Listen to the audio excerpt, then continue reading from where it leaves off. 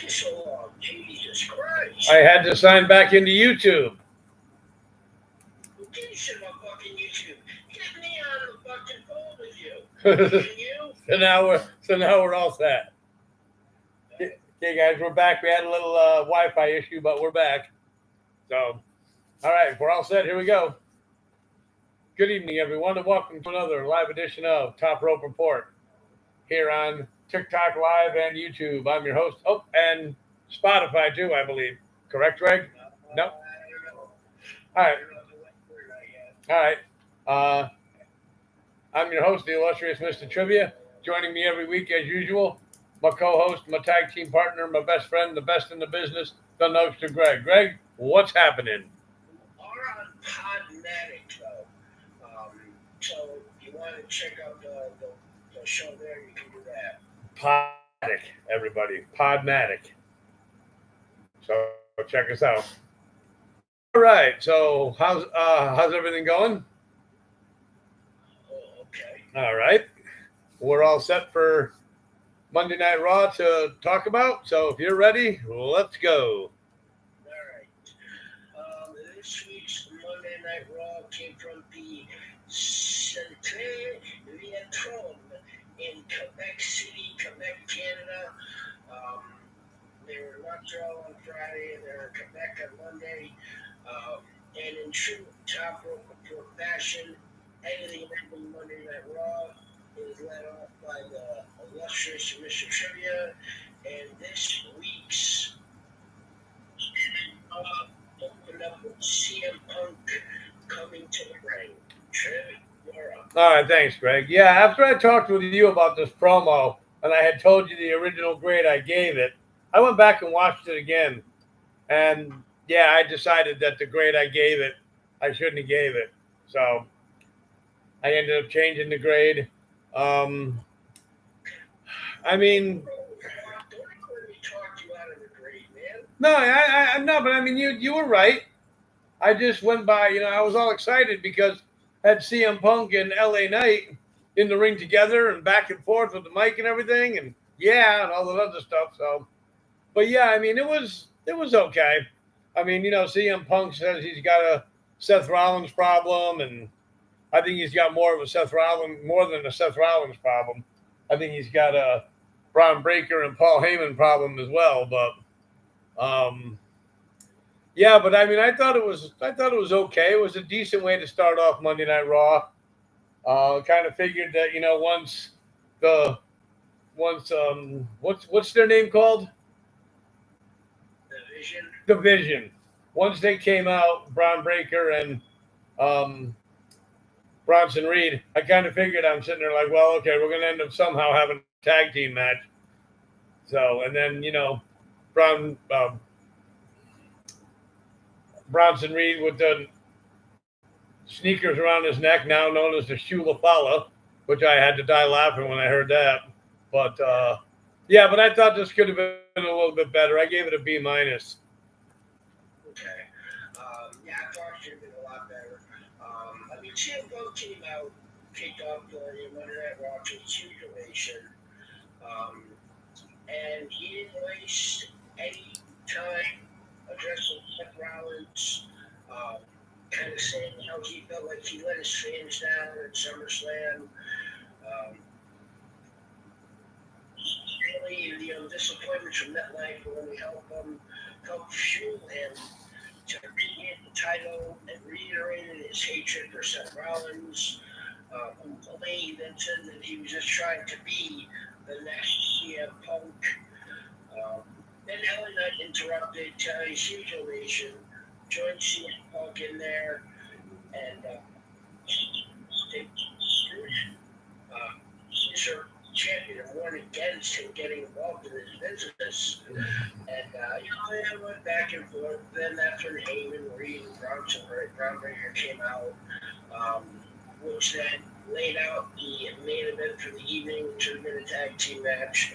But one thing Punk said was he promised Seth, I was my title back, I'm going to take it from you. And one of you, you won't have to pretend to be injured because I'm going to break your legs. So, other than that, the rest of it was just bullshit and blah, blah, blah, blah, blah, blah. Didn't really too much on it except for what was setting up the main event. I did not like this. I gave it a C minus. All right. WrestleRant, thanks for tuning in. After that, we then saw a tag team matchup of AJ Styles and Dragon Lee versus Dominic Mysterio and Grande Americano. There was a little backstage thing where Robert Americano was with Dom, and they were kind of wondering why he was there. He actually spoke Spanish for a moment. I didn't hate this match. It was a really, really good match. Just didn't understand the whole dynamic around it. It almost seemed like, I don't know, it almost seemed like a filler. I know in the AAA Mega Championship match this Saturday on YouTube, where it's AAA, which is Mexican. JBL and Corey Graves, who neither speak Spanish, are commentating. But it had Dominic, Dragon Lee, and El Grande, who will all be in that match, and a made appointment with El Hijo del Vikingo. So I guess it was to build towards that, but why decided to put him in this match? El Hijo del Vikingo in a tag match with Dragon Lee, this is really good. And then, of course, we got the whole Grande Americano trying to put the little steel plate in his mask, and he dropped it, and Dirty Dominic saw it, put it in his hands, and gave AJ Styles the headbutt. So Grande Americano pinned AJ Styles. It really was a what really helped make this what was the crowd? I mean, Excuse me. They were electric. I mean, they were chanting Dirty Dom, Dirty Dom. Excuse me. Bless you. Thank you. Kaiser, and then there were AJ Styles. They checked over to Dragon Lee. Yeah. Whatever. One saw was he a monkey flip ring? Dominic Mysterio into Styles Clash was really cool. I really enjoyed this match. I gave it a solid B. All righty. Rock fan, thanks for tuning in. Yeah, that was this match was okay for me. I mean, it was unusual seeing, AJ Styles team with Dragon Lee. I believe it's the first time they've teamed up together. And same thing with El Grande Americano and Dominic. Dominic, he ended up with the mask on, and like you said, put that steel plate in his mask and headbutted AJ with it, but then AJ ended up taking the loss. But yeah, I mean, this was an okay match for me. It was one of those, I don't know. I was kind of hoping that AJ and Dragon Lee were going to win, but I guess with El Grande Americano, whichever one, I think there was two. I think one showed up after or during the match or whatever, or after the match. Just okay. I thought maybe one of them showed up outside. Yeah, but I thought it was okay. I gave it a C. Okay. After that, we then went to the singles matchup of Sami Zayn taking on Rusev. Okay, thank you. I really liked this match. This was, like I spoke with Greg earlier during the week, and I agree with him when he said this was like the best match of the night, and I agree with him. Sami Zayn is just amazing in the ring. The fans love him. It was nice to see Rusev battling somebody else other than Sheamus.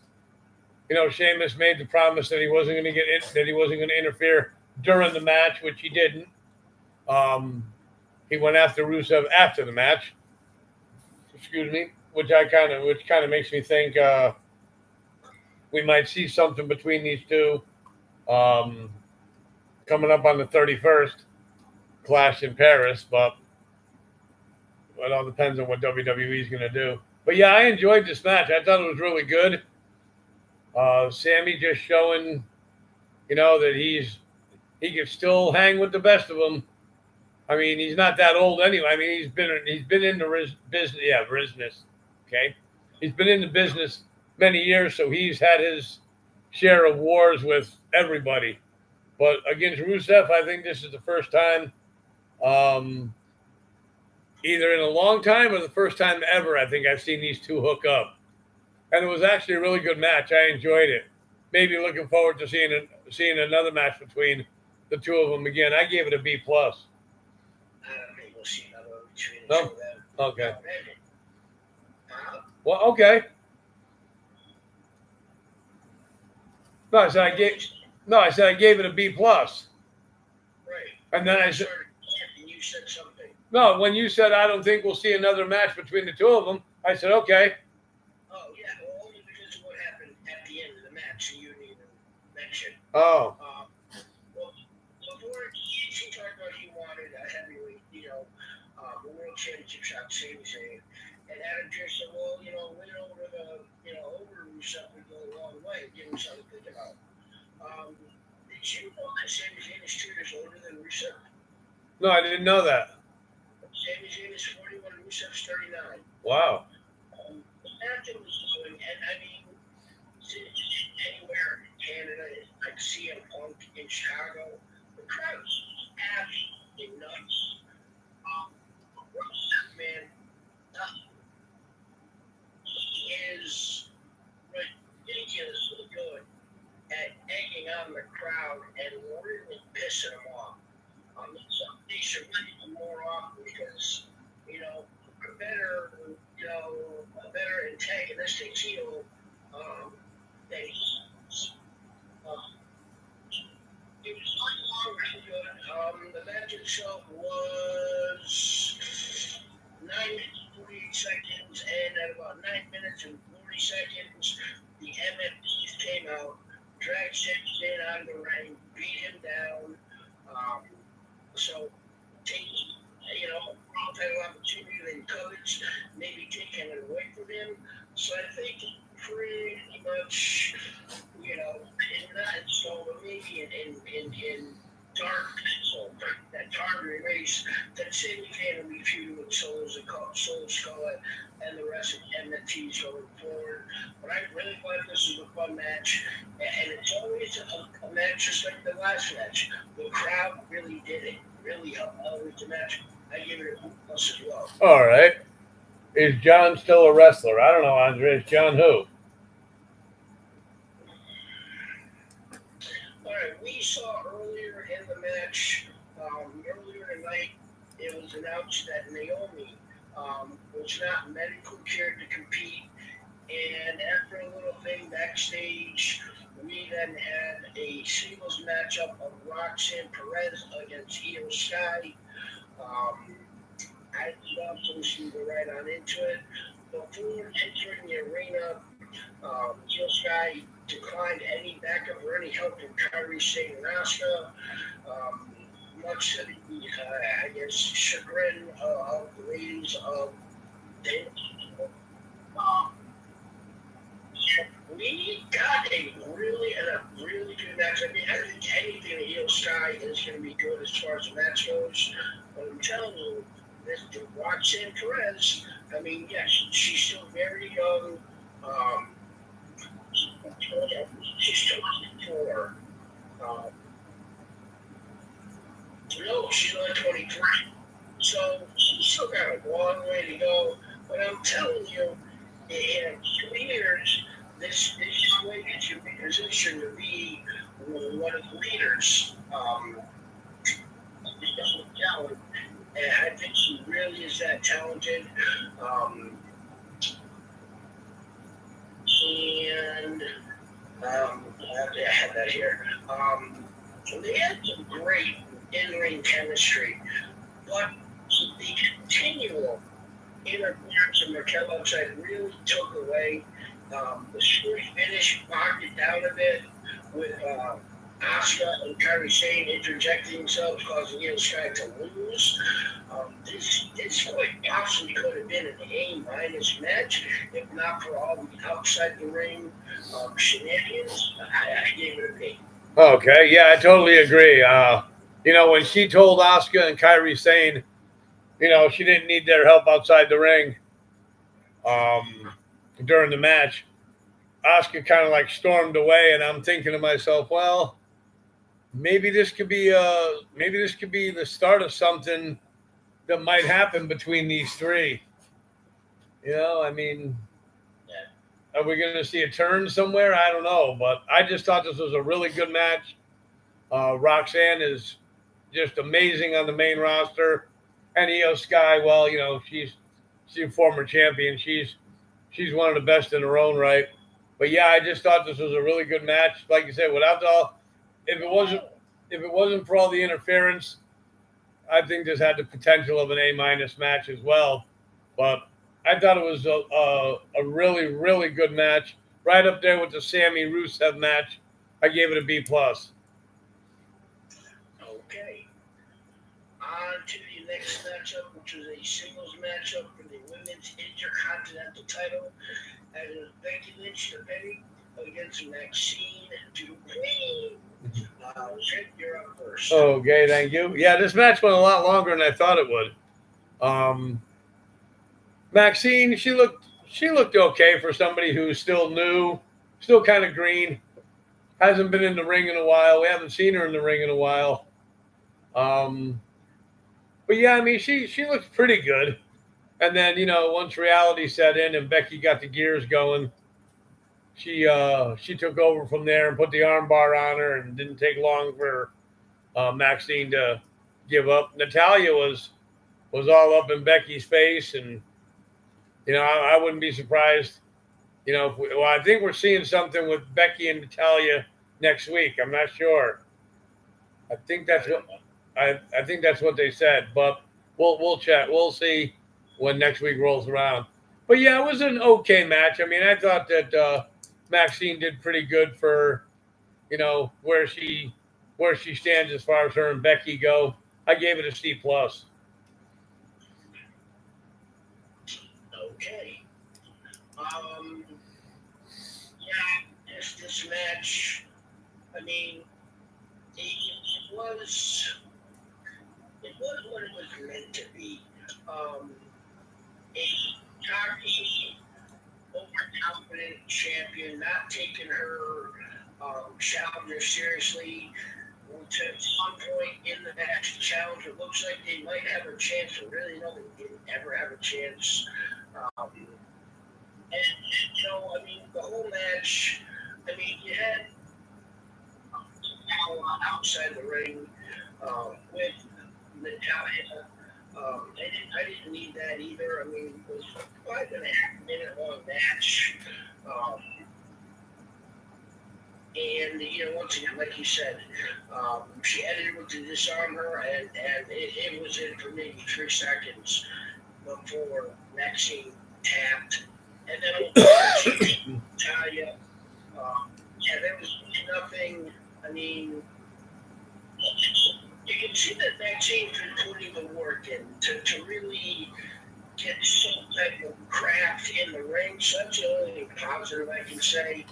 And on a side note, I mean, I think Becky Lynch has still the best female wrestling characters I've ever seen. She is great at being a heel. She's good as being a baby based on the crowd cheer. Don't get me wrong, but as a heel, I think she's lots to get going. And it was great. But yeah, I didn't really like this much. I gave this also a C minus. All right, Wrestling with Giggles. Thanks for tuning in. Did you agree with the family thing? No, I didn't. Okay. Before the main event, they showed a very a candid and emotionally, kind of say vulnerable video package featuring Bailey. She discussed her status as a role model and the numbness she currently feels. Kind of very interested in where they're going to go with this. She talked about, things. Um, we then saw Rhea Ripley backstage approach Io Sky and warned her about the Kabuki Warriors. We had a little bit of tension between them where Jesus Christ Spider-Man telling her to stay out of it. This was after Io Sky had confronted Kyrie Sane and Asuka, kind of telling them not to, why did they do that, so not to come out. Asuka pushed her and Kyrie kind of looked like I don't know what to do, and then walked away.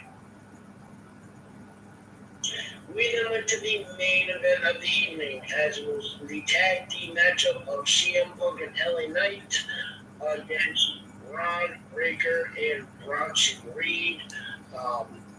I get to off of this. It was a fairly good tag team main event. They to the kind of conclusion they, in the most surprising way. Earlier tonight, said that he was leaving, he was out of there, wanted a vision to handle business. So you know at some point he was to get involved. And that's part of what happening here. It was, they controlling, isolating Punk. As I was saying, cutting the ring off, and then they got the hot tag to LA Knight. I mean, I always love myself a good hot tag. One thing I've noticed is all these wrestlers, they're all into these kip-ups. Let's do the kip-ups. Right. Not LA Knight. He kind of rolls himself back and kicks himself up and lands on his feet. I think that's pretty cool. I still can't stand him and hate him, but that was pretty cool. Ron Breakker locks himself off the ring apron, clotheslining LA Knight over the commentary table. And shortly after that,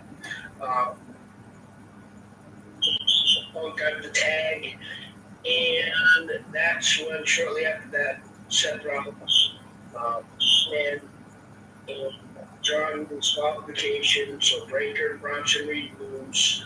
The three of them continue to beat down CM Punk and LNX for Jey Uso made the appearance once, and made the scene, and then Adam Pearce came out and made a fatal four-way world championship match at Clash of Pairs, getting CM Punk, LA Knight, Jey Uso, all in a fatal four-way with Seth Rollins. Really looking forward to that match because it's, four-way, no disqualifications, meaning it's really a one-on-one-on-three. Yep. It was pretty good. I gave it a B overall. Alrighty, that's gonna be interesting, that match. Yeah, but I thought the tag team match was pretty good. It was the first time I've seen CM Punk and LA Knight team up.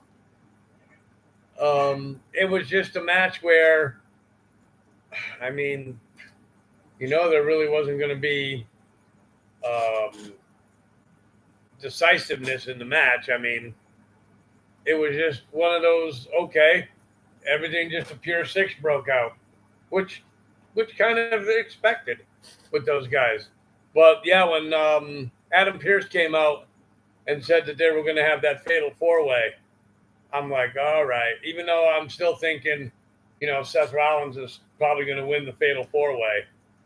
I'm still looking forward to seeing that match. And, LA Knight, are we going to have to see maybe a match between LA Knight and CM Punk to determine the number one contender for Seth Rollins somewhere along the line, or? They're having a fatal four-way. Yeah. For the title.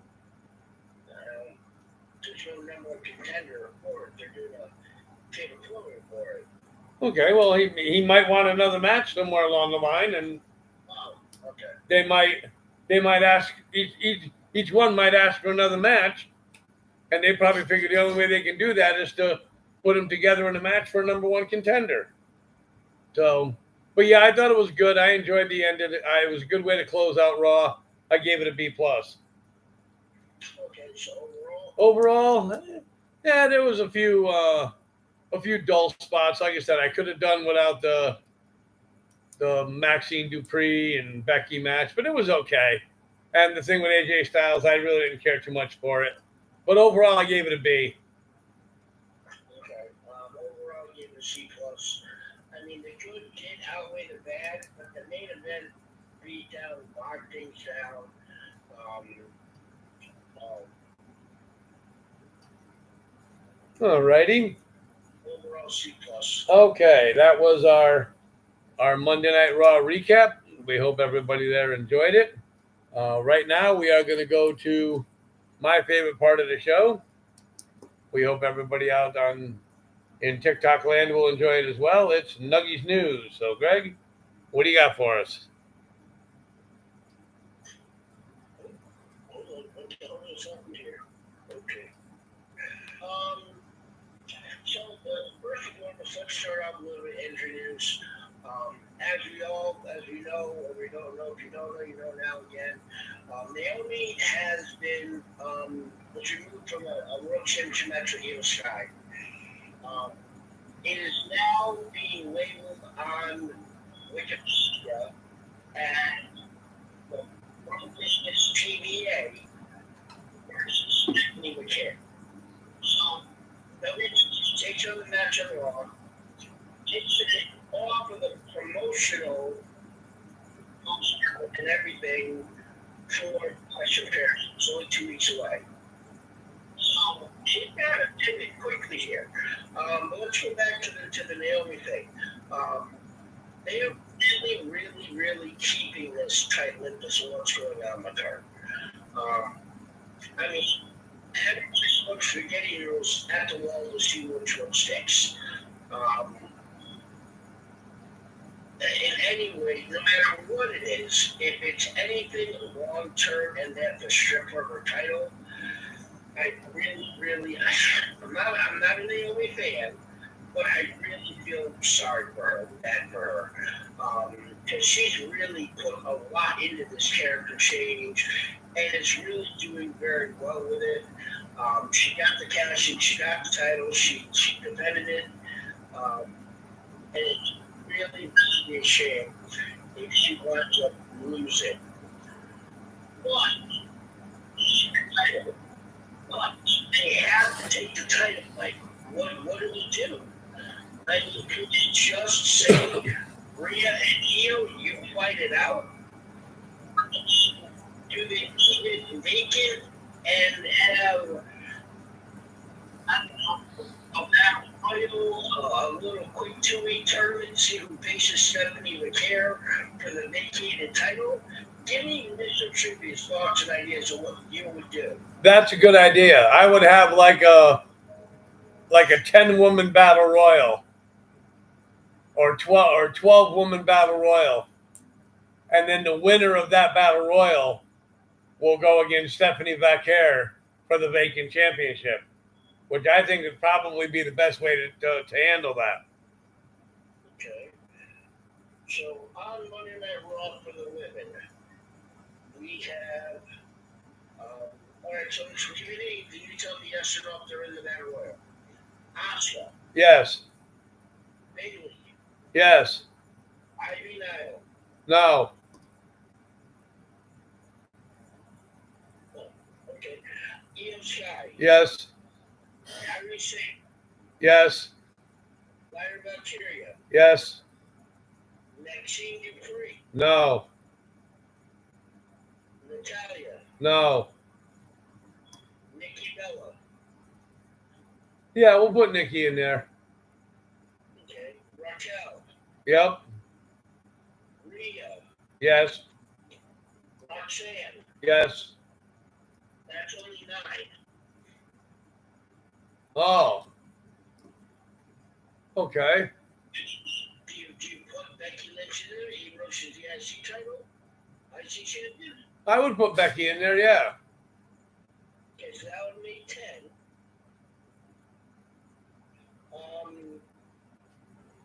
One name I did not include was somebody that I haven't read anywhere or anything. But hopefully he can coincide with her being medically cleared. Don't know what's going on with the dislocated shoulder.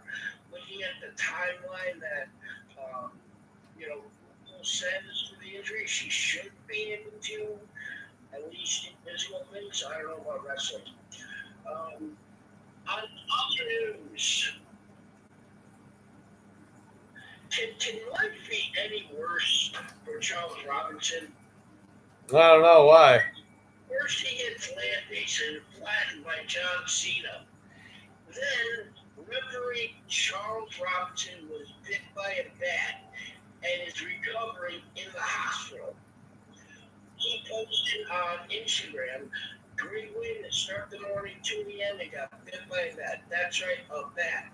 4 hours later in the ER with 6 shots. Poor guy. Yep. He didn't provide any update on his status beyond that. He looked to be in good spirits in his Instagram post. But the 61-year-old Charles Robinson had been recovered in 2001. So I want to give him best wishes for a speedy recovery. Absolutely.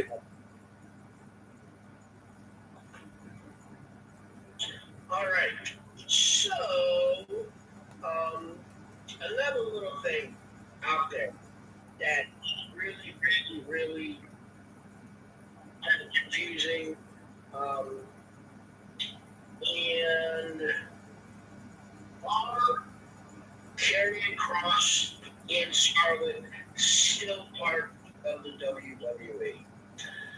It's not one of those spaghetti noodles at the wall. I see people saying that no, he's gone from WWE.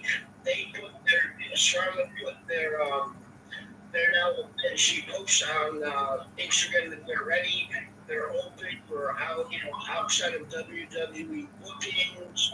Karrion Kross has this hour-long video, talks about everything WWE did for him.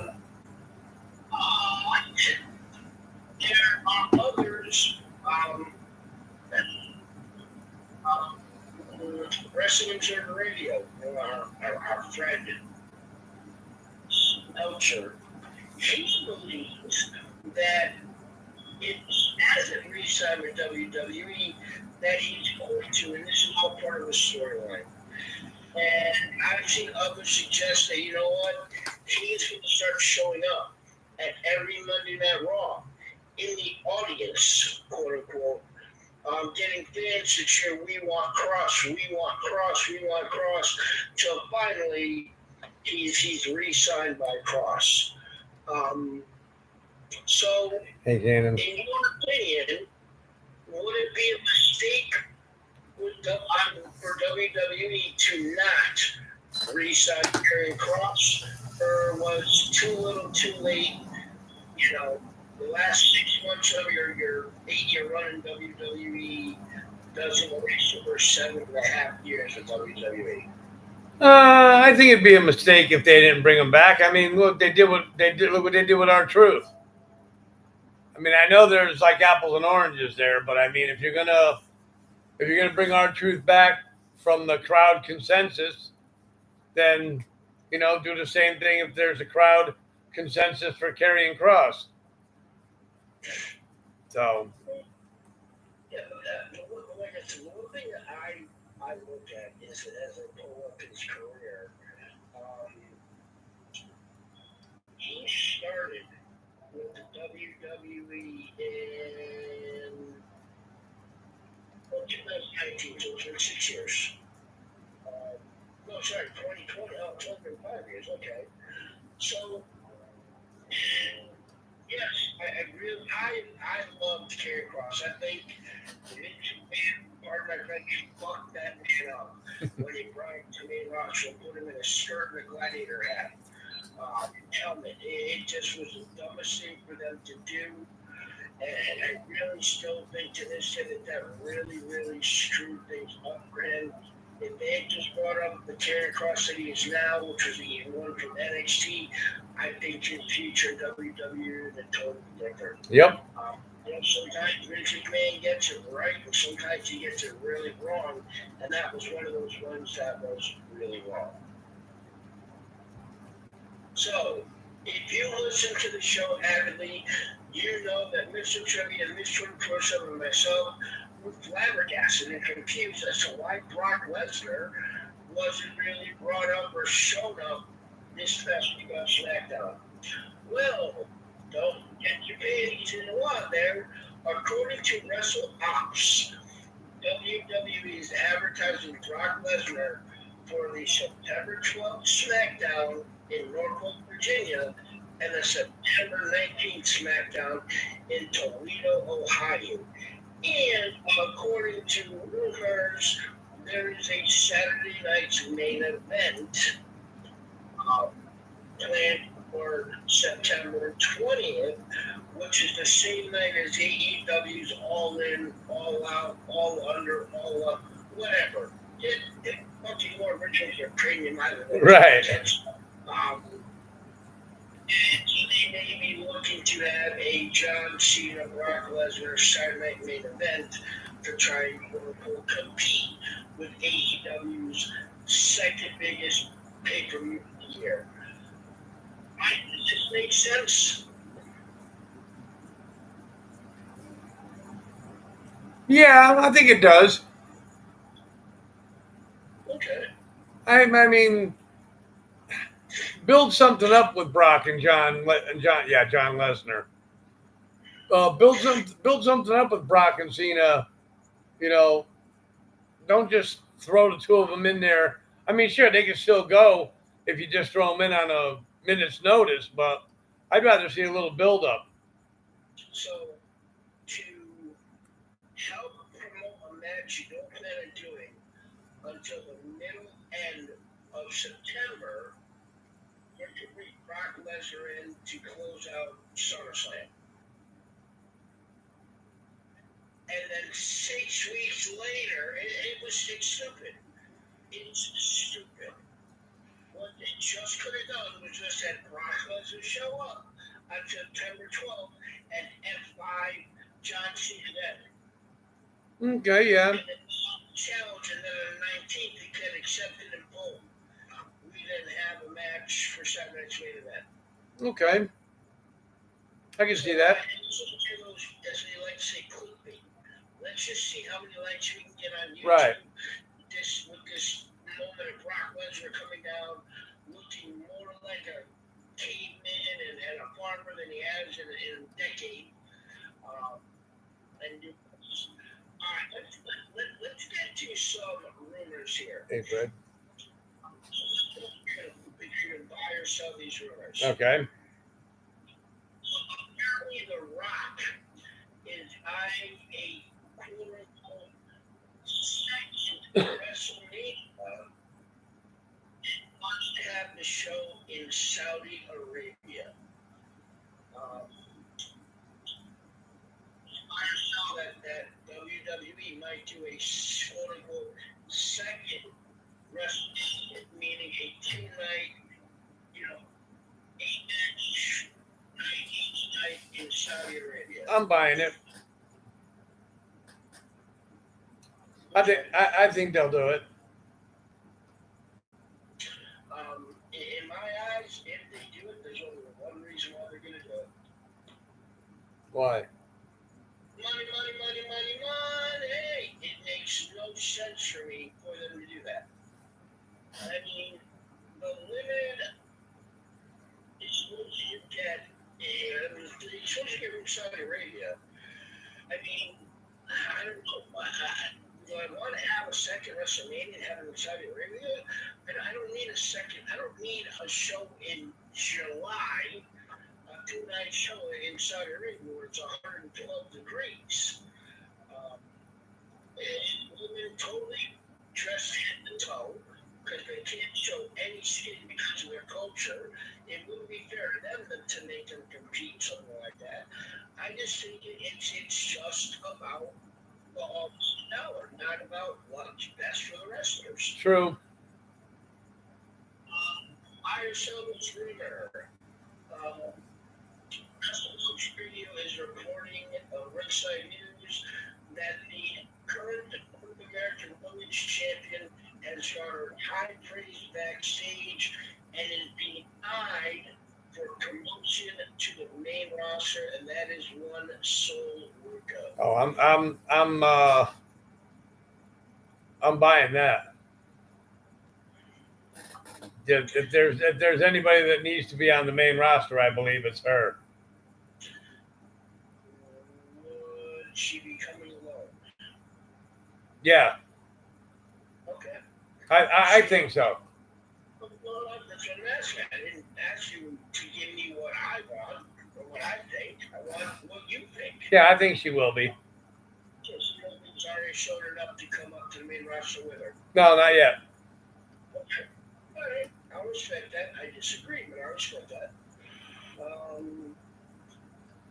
I heard rumor that Peacock was outbid for the WWE PLE deal.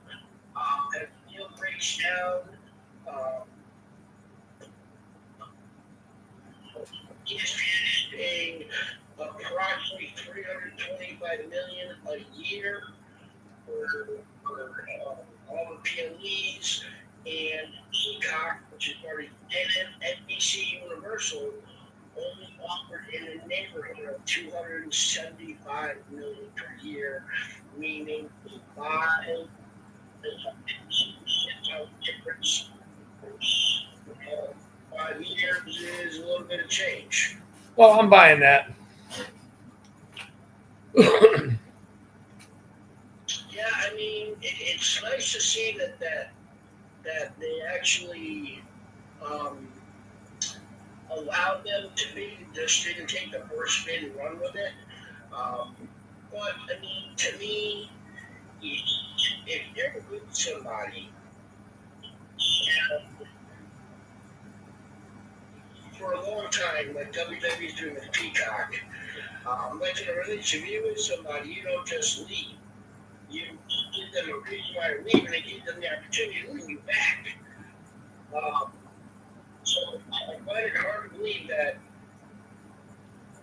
ESPN, Disney, whatever came in, so we're going to pay you $325 million a year for this right to show every PLE on ESPN, and they Peacock did to them, hey, listen, they're giving us $325 a year. What are you going to give us? And they said, oh, we're going to give $275. I kind of got a feeling it was like a closed bidding. It wasn't open bidding. Right. And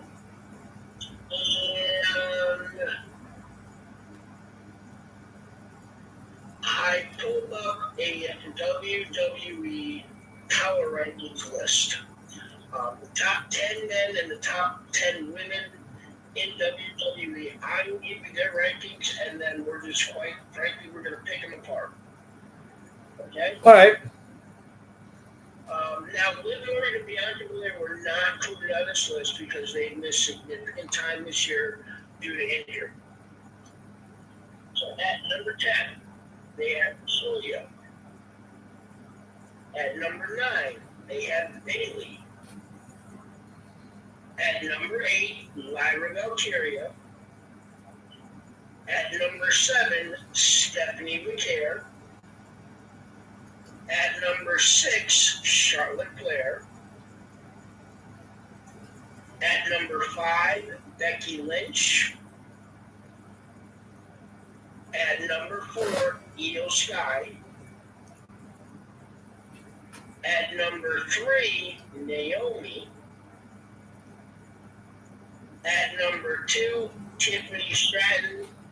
And at number 1 on the list in the power rankings of women in the WWE, Rhea Ripley. Off the top of your head, anything on this list, anyone missing, anybody on there that shouldn't be there, or, I mean, rankings will change. Well, I think in my opinion, I think they all should be on there. Just some of them in different numbers. Like I would have Stephanie Vaquer higher than what, she's 7? You said Yep, she's 7. I'd have her higher than 7.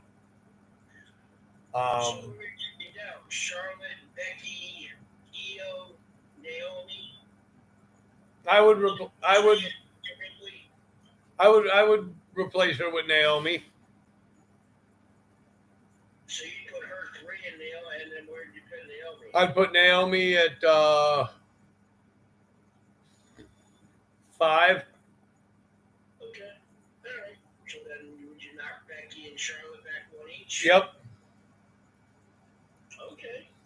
I mean, one thing I would definitely switch on this is Io Sky would be, even though Naomi right now is a champion, Io Sky would be free. And Naomi, I would give Naomi her flowers. I would leave her in the top 5. With everything she's done with the heel change, this year. And quite frankly, I am rather disappointed with the way they've been not booking Stephanie McCare. Gets the occasional appearance, but she's not wrestling. She's not doing anything. She hasn't done much since she got called up. At least not on TV. I mean, I know overall, she's now is second in matches this year. LA Knight is first at 41. She's second at 40. Then Roxanne Perez is at 39. Now, I have to find a way. I mean, who do I keep off this list to get this girl on this list? I don't know. It may be right there at number 10, number 10 instead of Julia. Because Julia isn't Jack Swatch and CT on the main roster either. Right. So those are the switches that I would make. Okay. All right, now here's the men's top 10. At number 10, Jacob Fatu. At number 9, Sami Zayn. At number 8, Braun Breaker. At number 7, Jey Uso. At number 6, Gunther. At number 5, the OTC, Roman Reigns. At number 4, John Cena. At number 3, Cody Rhodes. At number 2, CM Punk. And at number 1, Akira Tozawa.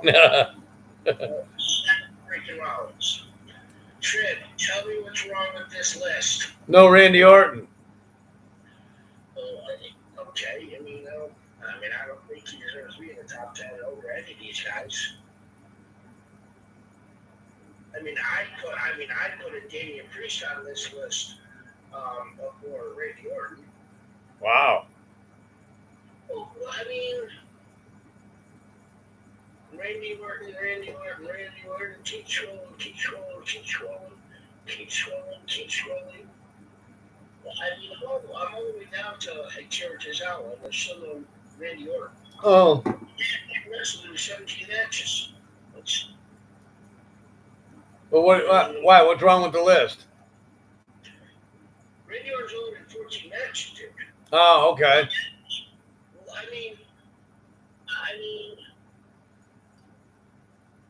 Jey Uso, number 7, Gunther, number 6. Really? Roman Reigns is Roman Reigns, but dude, he wrestles 3 times a year. Right. He should be down more. Yeah. CM Punk at number 2 ahead of Cody Rhodes and John Cena? In my eyes, no effing way. Nope. I would have CM Punk. I would move CM Punk back to 7. And then I would go 6 with Roman Reigns, 5 with Gunther, and 4 with Jey Uso. Then 3, 2, 1, Cody, Seth. Yep. I agree. That's what I've got for Nuggies News this week. Mr. Trivia, what you got for some independent All right. shiznit? All right, Shannon, you have a good time while you're with the coaches tonight. Enjoy. We have PAPWs, Friday Night Alley Fights. Will be coming to the school in East Haven, Connecticut at 662 Co Avenue. Bell time is at 7:30. Two matches that are already signed are Jay Champagne versus Deuce Stovall and Jeremy LaCroix versus Jay Onyx. Also, Dissension Pro Wrestling will be appearing at the Columbus Club in Litchfield, Connecticut. Litchfield Street in Torrington, Connecticut. On September the 6th, Ryan Frost versus Sammy Diaz, which ought to be a hell of a match. I mean, those two guys, experience alone, should just get those people all psyched up for the match. That's going to be a good one. Then we have Northeast Championship Wrestling on August the 29th. The VFW Post 2017 in Dedham, Massachusetts. Doors open at 7, shows at 7:30. Tickets general admission, $15 at the door. It is the Big City Rumble. Nick Diamond, Riot Kellen, Cold Hard Truth, Johnny Pierce will be in the Rumble. So you don't want to miss that. Anybody in I believe it's Dedham, Massachusetts, or however you pronounce that. Also, Wrestling with Character will be at Post 511 in New Britain, Connecticut on Saturday, October the 25th. I believe they're going to be having a Halloween show. So you definitely want to check that out. Also, Sunday, August 24th, Defiant Pro Wrestling. Well, Rebel Heart presents Kid Rebel Battle Royal. No participants for the Battle Royal have yet been announced. As soon as I find out some of the participants, I will let you know. And September the 19th, Blood, Sweat, and Tears Wrestling will be at Bridgeport, Connecticut at 800 Union Avenue in Bridgeport, Connecticut. Dan the Man, the champion, will be slated on the card that night. So anybody in that Bridgeport area, definitely check out BST. You won't be disappointed. And that's what I have for indie news for matches. Excuse me, all right. All right, so right now we're going to go to our NXT recap. So, Greg, if you're ready, we can get going. All right. Well, this week's NXT once again was a performance center before they go up to Philadelphia next week. They'll be in the Met, I believe it's called, in Philadelphia for a live edition of NXT, which is promoted several times during this episode. And in true top rope fashion, I lead off anything and everything NXT. And this one led off with two big beefy women in the ring as it was Lash Legend taking on Nia Jax. This was actually, I mean, it was looking pretty rough, this match. This was two big, powerful women trying to hurt each other. So they weren't worried about any technical precision. First, we got Huh? You look like you're getting ready to get up. Nope. I'm just moving my legs to get comfortable. Okay. The first couple of minutes of this felt a bit rough, but they eventually got their group together. And they had a few some moments. I mean, Legend hit some really impressive power moves, and then she hit on Nia Jax.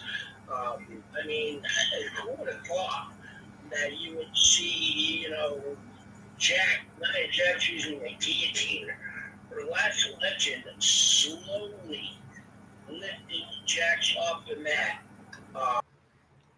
Well, we're going to see what the deal is. I just pulled up your page, and it does not. Whatever you're seeing on your end is not going out to TikTok. Oh, well, then we're just obviously off of TikTok now too. So and it's just you and I talking to each other. So I don't know. Is there anybody out there that can see me, hear me? No, Mike. No, nobody can. I just pulled up your page. There's nothing. You're not live at all. Huh. Let me see if I can try and restart it.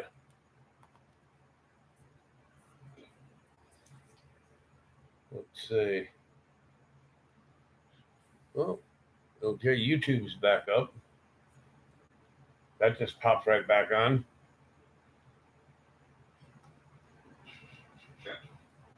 So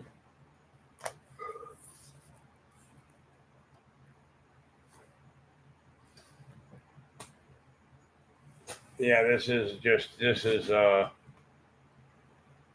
takes a little too long here. So there we go. Let's see.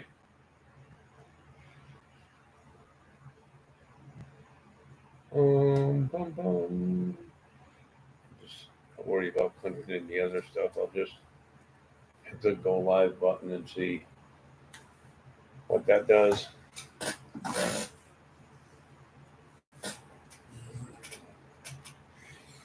Because, like I said, we are still. Well, I mean, we are back on. You up? Let's see. Here we go. 2, 1. All right. Well, I'm back up on live here on TikTok. It says I now can receive guests. So if anybody out there can see me or hear me. Yeah, so I mean, like I said, Josh Briggs is going to be much better as a heel than a base. But I really don't have any interest in this feud with Inamura. And why this? They didn't need to do this. They could maybe, you know what? Maybe the 4 minutes they took on this, they could have put in the last match and made that a little more exciting.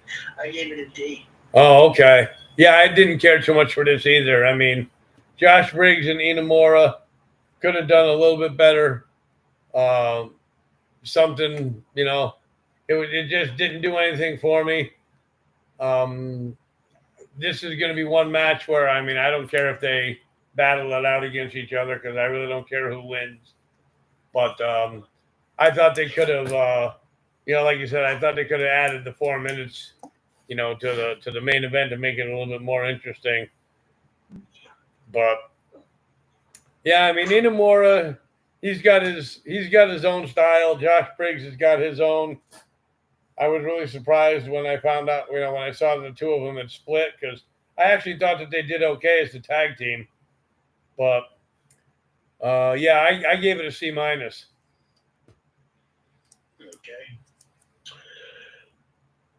All right. After that, we then went to the tag team matchup where it was Fatal Influences, Fallon Henley and JC Jane, who is the TNA Women's Champion and the NXT Women's Champion, taking on Kalani Jordan and Lola Vice. Trev, you're up first for this. All right, thank you. I really enjoyed this match. I thought it was pretty good.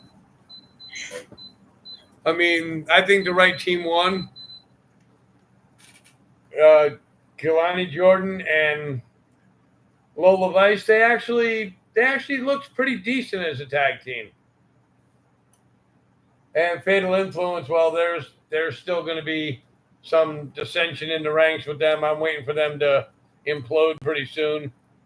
But yeah, I mean, they had Masha. I think it's Masha is her name, Slamovich. Yeah, she was in the audience watching the match. So, but I mean, yeah, JC Jane. If I remember correctly, I think JC Jane took the pin, which makes me think, she's probably ready to lose one of those titles. Maybe she's going to lose the TNA title back to Masha. But I enjoyed the tag team match. I like Fallon Henley. I think she's getting better and better each week in the ring. JC Jane, I just enjoy watching JC Jane. But yeah, I just thought it was I thought it was a pretty decent match. I gave it a B. Oh, okay. Um, yeah, up in the up in the audience with Monster Slamovich and Hash by Elegance, formerly known as Dana Brooke in WWE. They were in the crowd watching. Um, I mean, this match never really slowed down, which worked to its benefit. I've always talked very highly about Ellie, and I never really talked good about JCJ. But I don't know if it was the putting the title on her, but she's really stepped up her game and really is starting to look like an actual wrestler, not just, you know, um, as part of the fatal attraction or whatever it was with Mandy Rose and Gigi Dolan. Um, I mean, it had a couple of moves that didn't land, but most of it looked great. Um, I thought Alan Henley mocking Lola Vice's dance out of the way of the ring was funny. What I need to request, and I would pay extra for it. You need to have like keep up on there. That you press SAP for Felix. You need to have you can offer a commentary track without Booker T. It really would help in a match like this because he overly sexualizes the women and it's really starting to bother me. Um, you know, it's okay here, like you did the second of care, the devil's kiss, that's fine. But, yeah, whatever. But I thought this actually, I was like, well, the Vice was going this Kalani Jordan. She's somebody that I think will be on the main roster probably by this time next year. We'll see her on the main roster. I really think she's progressed very much so. I really like this. I gave this a solid B. Alrighty. After that, we then had after the weird backstage segment with Chelsea Green and Alba Fire and Piper Niven. They ran into Evolve's Kendall Gray, and then Chelsea Green put Alba Fire in a singles match with Kendall Gray while she watched backstage Ethan Page. I get to go first with this. Now, Kendall Gray, yes, she's part of Evolve, but she's been in and around NXT for the past 2 years. But this was her real first big opportunity to shine on national TV. It wasn't a bad match, but it lacked the kind of polish that we expect from a WWE bout. It really felt like it was rushed, which was likely due to the fact that this matchup was only, I lost it, like 3 minutes to change. It was the shortest match of the night. I'm getting the win in the end. Once again, not putting over a younger new talent. But yeah, I mean,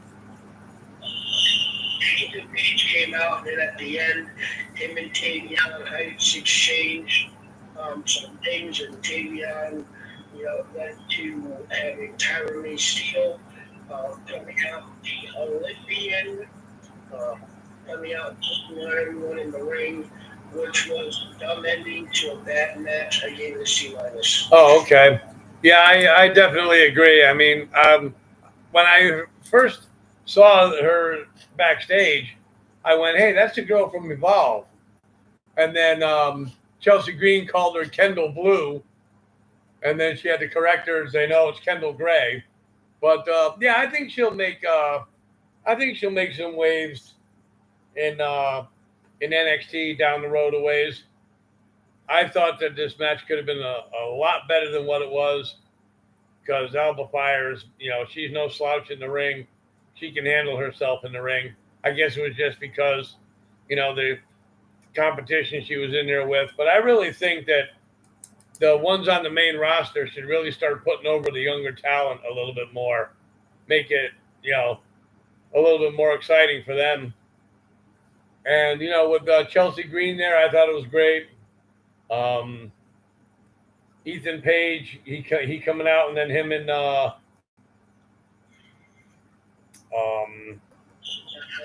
thank you, him and Tavion Heights. We're going at it, which I'm definitely looking forward to seeing these two go at it one-on-one. But yeah, I thought the match could have been a little bit better. I gave it. Okay. We then went to the main event of the evening, as it was Dark States. Craig Keeble, I forget the name. Hold on. I get these four names because I can't remember them all. Dark States, Cutler James, who, by the way, is absolutely horrible on a microphone. He should not ever talk.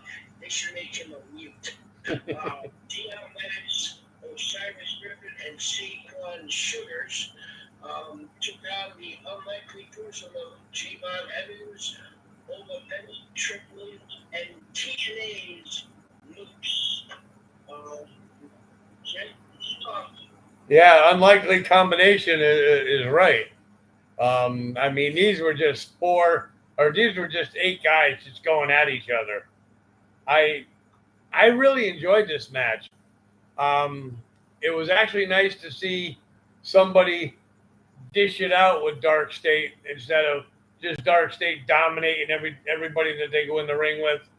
If my calculation serves me correctly, I believe Dark State lost this match. No, Dark State won. Oh, Dark State won the match. Okay. But yeah, I mean, it was a good match. I was surprised to see Javon Evans and Trick Williams and Moose and Obafemi all on the same team because they all are going at each other. They all want a shot at Obafemi. But, I mean, they tried to put that aside and kind of didn't work. But I thought it was a good match. I enjoyed the match. It was nice to see Dark State in the ring. We don't get to see them in the ring too often. But, yeah, they got some good guys in there. And as far as that guy on the microphone goes, yeah, I definitely agree. Don't get him anywhere near it. Make somebody on their team a mouthpiece for him or whatever, because he was bad. But, yeah, I gave the match a B. Okay, you just said a whole lot of nothing.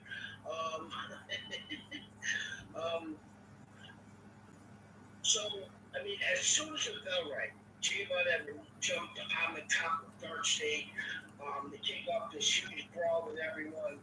I mean, it was as chaotic as you would expect, and Dark State kind of thrives on the mayhem.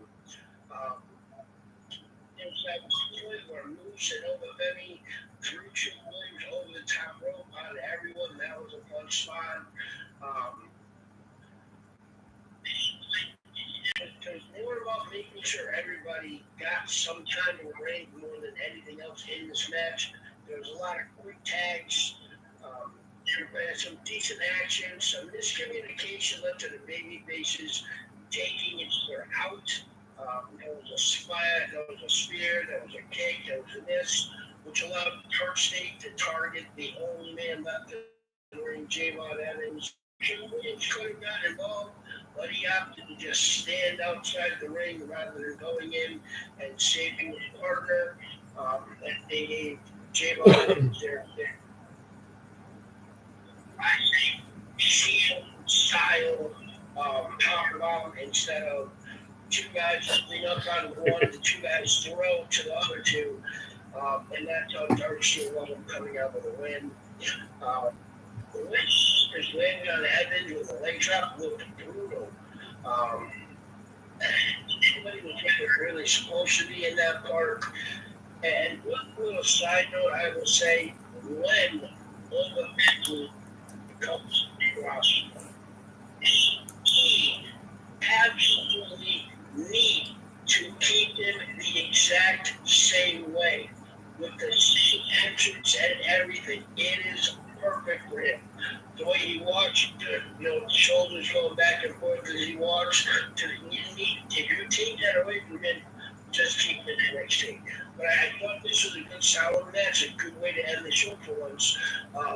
Hangman came out after the jump Dark State 214 is never a smart thing for these guys, but nobody ever thought they were smart anyways. I give this a solid B. All right. So overall, Greg? I thought it was better than Raw. I actually gave it overall a B minus. All right. Yeah, I thought it was a pretty good show. Like I said, there's a couple of bad spots, but a lot of high spots on NXT. I gave it a B. Okay. All right. So that was our NXT recap as well. Now we got Clash in Paris coming up on August the 31st. I believe there's still just 2 matches. 3 matches now. Yep.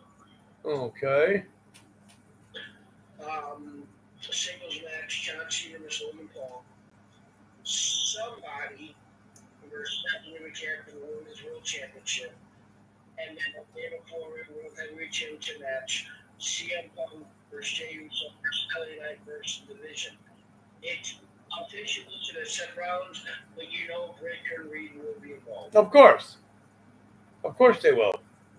So, but yeah, we got Friday Night SmackDown coming up this week. Hopefully it'll be a decent show.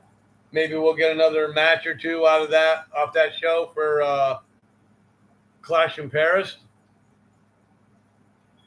We do have a premium item event before that, though.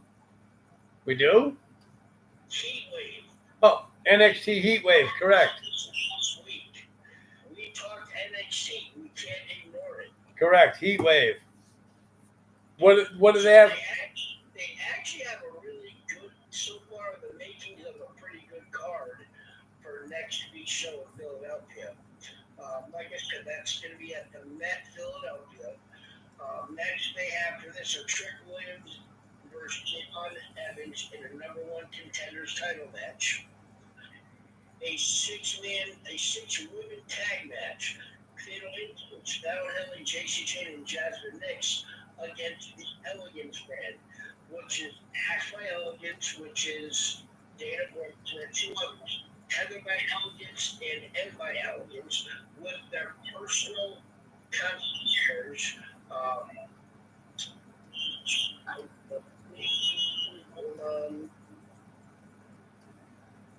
No, I was wrong, so I don't believe anything. They have a singles match, Ricky Sage or Jasper Troy, and then a Philadelphia Street fight, Josh Briggs versus Yoshiki Inamura. All righty. At Heat Wave, we have a singles match, Jordan Grace versus Blake Monroe. We have a match for the NXT Championship, Obafemi against Javon Evans or Trick Williams. We have a NXT Tag Team Championship match, Hangman Page versus any 2 members of Dark State. We have a triple threat match to determine the number 1 contender for the NXT Women's Championship. Lola Mice versus Kalani Jordan versus Jada Parker. And then we have a triple threat match for the TNA Knockouts World Championship as it's JC Jane taking out Ash by Elegance, Dana Brooke, and Masha Slavovich. So I think that's when we see the Knockout World Championship go back to somebody's TNA.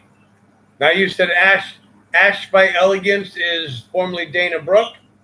Yes. Oh, okay. All right. Well, that definitely sounds like a card that you do not want to miss. Heat Wave. That is on before. What day is that again? Heat Wave? That's next Saturday, the 24th. Next Saturday, the 24th. Saturday, yeah. So you definitely want to check that out because it sounds like you will not be disappointed at all. What's up, Wrestle Ramp? So anyway, all righty. Well, anything else you want to add, Greg?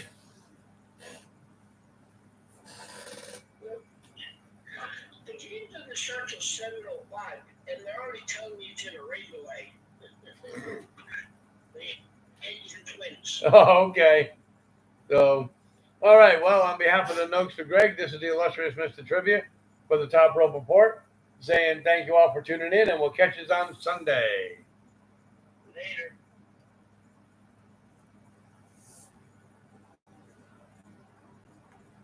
All right, everybody.